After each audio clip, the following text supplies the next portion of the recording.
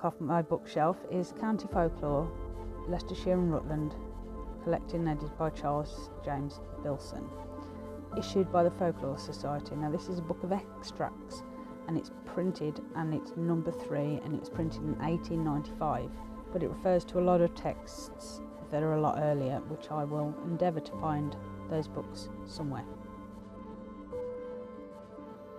But for now, get yourself a cuppa, sit back and enjoy today's episode. Welcome back to another episode. Today we are going to do sacred stones. The Hoston stone.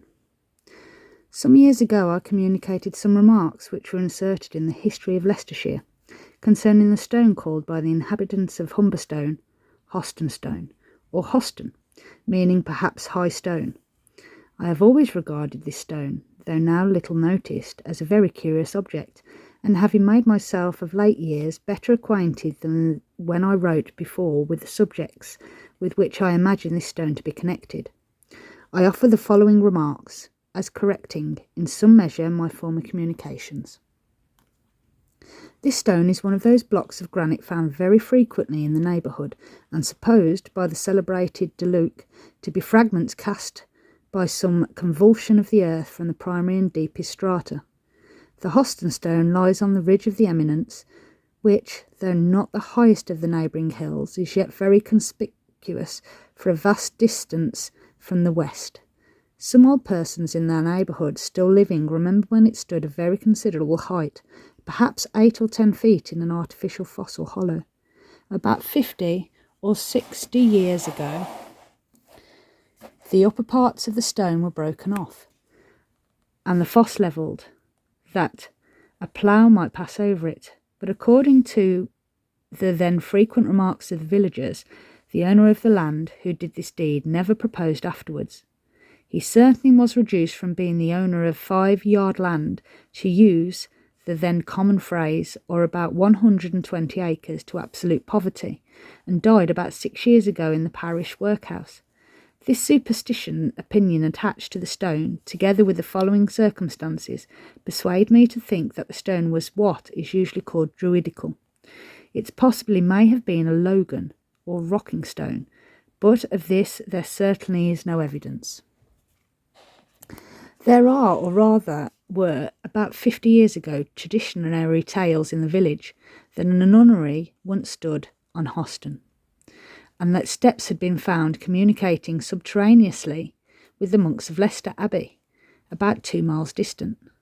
But no religious house of the kind is to be traced here. The tale must have owned its origin in circumstances connected to the religion of earlier times, probably anterior to the introduction of Christianity into Britain, and therefore during the prevalence of the idolatry of the Britons. Some years ago it was believed that fairies inhabited, or at least frequented, this stone, and various stories were told concerning those pygmy beings. Such, according to the testimony of Billson in his History of Cornwall, is the common opinion respecting that many druidical stones in that county. This belief was so strongly attached to the Hoston stone that some years ago a person visiting it alone fancied he heard it utter a deep groan, and he immediately ran away to some labourers almost 200 yards distance, terrified with the apprehension of seeing one of the wonderful fairy inhabitants.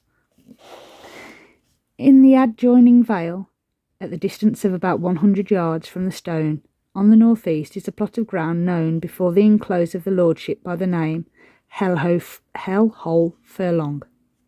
No circumstances belonging at present to the spot seem likely have given rise to this strange name. It leaves room, therefore, from the conjecture that in this quarter the sacrifices, too often human, were wont to be performed, and that from this circumstance is obtained the Saxon name of Hela, or death. From these circumstances, and also from the situation of the stone in an eminence, such as were usually chosen for the celebration of the religious sites of the ancient British, There seems to be little room for doubt that Hoston was once sacred to the purpose of druidical, or rather to the more ancient bardic worship.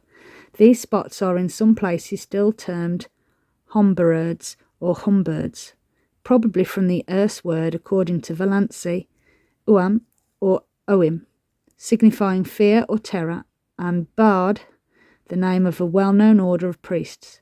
The word Humberd, thus compound, is but justly applicable to the scenes of bardic worship, which were terrible both from the character of Dis or Pluto, whom they especially worshipped, and from the rites by which he was propriated.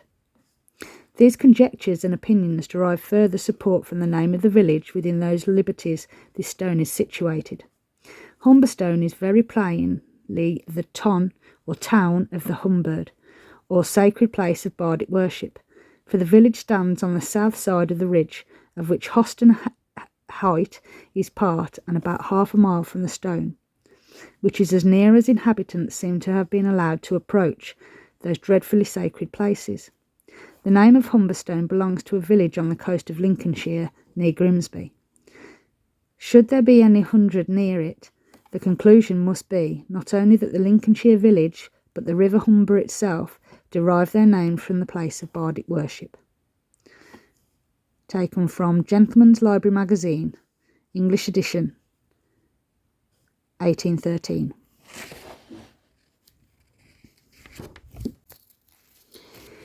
In the lordship of Humberstone, a village near Leicester on lands belonging to the Pochin family, there is a large erratic block of the syenite rock from the Mount Sorrel Hills, which, though now covered with soil, was till within a few years past open to view, and was well known to and regarded with a certain degree of awe by many of the inhabitants.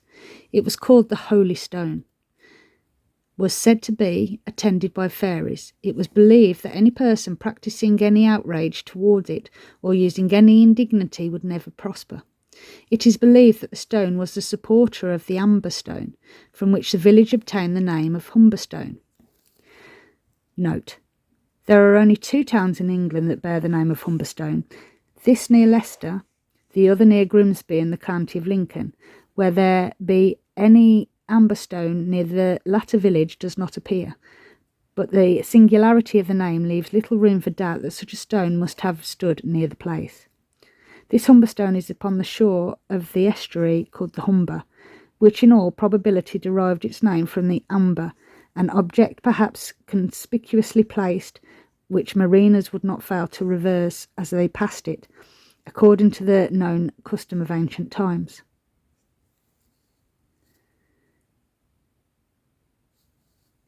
Or Humberstone, the town of Amber.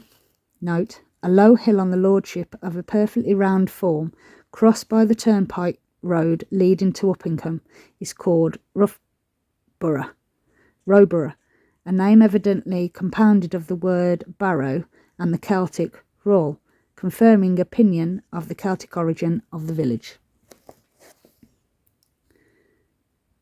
The lands around are known by the name of Hoston, from the stone. Village traditions idly affirm that there was once a nunnery at this place and a subterranean passage communicating with Leicester Abbey.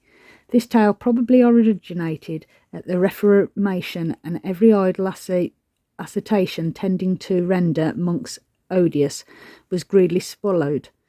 Not the slightest evidence exists of this such structure.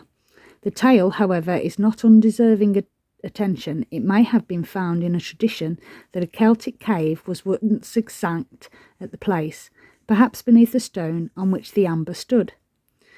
In the ages of Christianity, which followed the suppression of the Celtic religion, it seemed to have been designated by the name of the Hellhole. This name is still retained by the land formed the slope of the eminence on which the Holy Stone is situated, although the richness of the lands and their pleasant aspects seem to demand a less offensive name.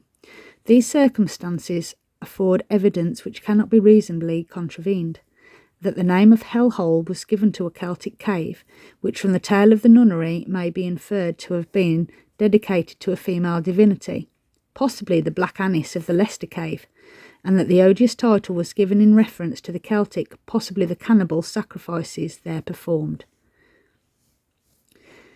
In June 1843, I visited the spot, and a ploughman who had worked for many years upon the farm pointed out this Humberstone or Hoston to me. It is vulgarly called Hoston. I found it nearly covered with earth and standing corn. The ground around it is slightly conical, arising no doubt from the occasional efforts of the agriculturist to keep it covered. The gradual washing away of the rain of the mound of the earth has doubtlessly given birth to the popular idea of the rising of the stone. Taken from Ali's Antiquities Folklore. St John's Stone. A couple of generations ago, there stood in the Abbey Fields in the north side of the town a somewhat shapeless stone pillar, about 7 feet high, called St John's Stone. Mr Thomas Warner, whose farm lies around the stone, tells me that he recollects it in 1835, and its height had been reduced to about 3 feet, and by 1840 it had been completely destroyed. Fortunately, Mr Flower's accurate pencil has preserved a representation of it as it appeared in 1817. This sketch, dated 1815, was in the late Mr W. Kelly's possession and was reproduced in his Royal Progresses. All that tradition had handed down to us about the St John's Stone is contained in Mr Holling's paper on Roman Leicester. Holling's Roman Leicester, read before this society, and in Mr Kelly's latest work, Royal Progress Visits to London, to Leicester, and is confined to the statements that it was the custom to visit it on St John's Day, the 24th of June, and that children who played about it were careful to leave it before dark, because after them the fairies came and danced around it. The stone stood in the centre of the amphitheatre, shaped hollow just where the hills rise from the level of the valley, and the horseshoe of the amphitheatre cutting into the hillside. Its floor, upon which the stone must have stood, is a mass of sandstone, in which we search in vain for any trace of the hole or socket, and which it might have been supposed would be necessary to retain it in an upright position, a pillar 7 feet high. After giving certain geological details with regards to a neighbouring bed of sand, the writer concludes as follows. We have only to suppose that the St John's Stone was originally one of the pillars in a similar bed of sand, and that the sand was by some means removed and one of the pillars exposed, and we should have the St John's Stone growing, as it were, from the ground, and not sunk, like an ordinary pillar, into any hole or socket. Mr Warner's recollection confirms the foregoing supposition. He distinctly recollects that the stone was sandstone. I cannot help thinking that its rough and unshapely mass, as it appears in Mr Flower's drawing, very fairly answers to what might have been expected from the method of its formation. I know no other way of accounting for the presence of such a block of floor to stone. The grey perishable stone of the Dane Hills would certainly not satisfy the required conditions. If our suggested explanation is correct, it at once removes the St John's Stone from the class of stones which have been brought from a distance and set up to mark some spot, which is a battlefield or the grave of a king or hero. It belongs rather to the class of natural, but unusual or striking objects, which have always and every way excited the imagination of primitive man, and having given rise to feelings of wonder and awe and fear which make up so large a part of his religion. Leicester Literary and Philosophical Society Transactions, New Quarterly Series. Little John's Stone. Markfield. This lies on the direct line between Davention, Little Chesters and Ratby Leicester, at the junction of the parishes of Markfield and Newtown Linford, as late as 1808. Stood as inscribed a stone called the Altar Stone, which was since disappeared undescribed. At Markfield, which is one in the direct line from Daventio to Ratby, there was standing at the time the forest was enclosed a remarkable stone called the Altar Stone, An aged man named Jarvis, still living at Markfield, states that he well remembers this stone, that it was covered with outlandish letters and was removed by cultivation begin because it was in the centre of the field. Potter, 54. The fossils called astrioites are found in this parish and are vulgarly called Peter's stones. Serpentine stone, amulet, found at Hoston. The oak's hanging stone, a spot which is about the centre of a triangle formed by that stone, Kite Hill and the Tin Meadows, was, according to the information of an old forest keeper of Lord Hastings, always called the Grove, before the enclosure. It may, in early times, have been a grove to some temple or to a hanging stone cromlech. Even in these days, the stranger cannot behold the pile without feelings approaching to awe. No one riding up to the lower side of it on a spirited horse can fail to observe the emotion of the animal, and an old forester states that Mr. Gisborne's Scotch cattle, on their first arrival, always gaze at it with wonder. I take care, added he, never to be near it after twilight has begun. Witchstone. In the Town Museum at Leicester there is a rude perforated stone which bears the following label: Witchstones from Wimswold.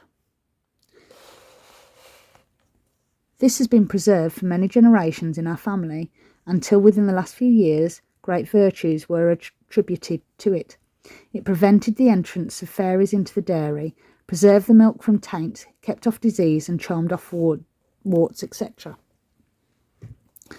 Mr. T.R. Potter informed me in August 1852 that in the neighbourhood of Wimswold more than one perforated stone ring, probably Celtic, is preserved by persons as a charm against witchcraft. Thank you very much. That is the end of Sacred Stones from Folklore from Leicester and Rutland. The next episode will be Labyrinths and Mazes. See you then. Thank you. Please like and share, and I'll see you again soon.